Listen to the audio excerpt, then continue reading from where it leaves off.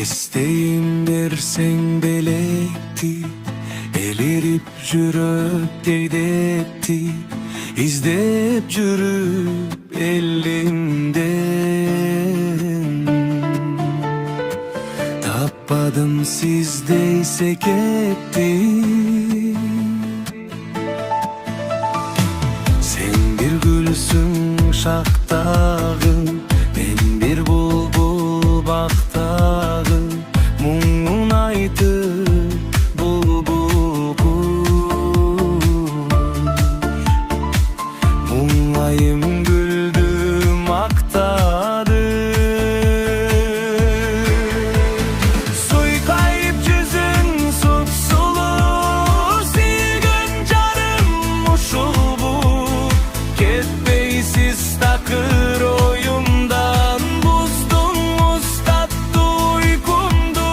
Жазғаным ушул эскерме, жаш болуп жүргөн кездерде.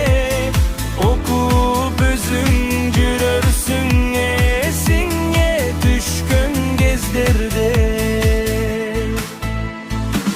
Ишенсең жарым садагам, aldım жазган катыңды. Алда мени ойлонуп, орутупсуң башымды. Ишенсең жарым садаган, билим алуу тилегим.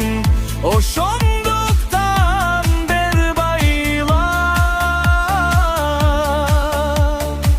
алыс жерде жүрөмүн.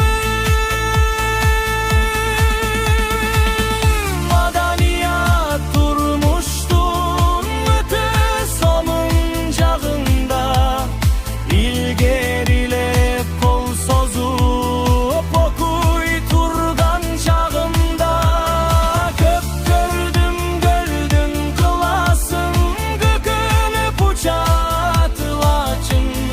Көрбөгөнүм көп болдуду, көңүлдөш кайда турасың. Кат жазамын эскерме, сызыгы чоң дептерге. Кабагың ачып окуп жүр.